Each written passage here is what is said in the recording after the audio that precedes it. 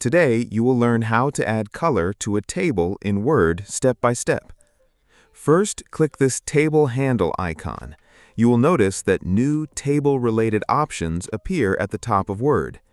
Click on the Table Design tab. You will find a section called Table Styles. Here, Word provides many ready-made table designs with different colors and formatting settings. Simply move your mouse over any style to preview how it will look on your table. When you find a style you like, click on it, and Word will instantly apply those colors and formatting settings to your table. If you want to add color to specific cells instead of the entire table, select the cells you want to color. You can click and drag your mouse across multiple cells to select them. After selecting the cells, stay on the Table Design tab and look for the Shading option. Click the small arrow next to Shading to see a list of colors.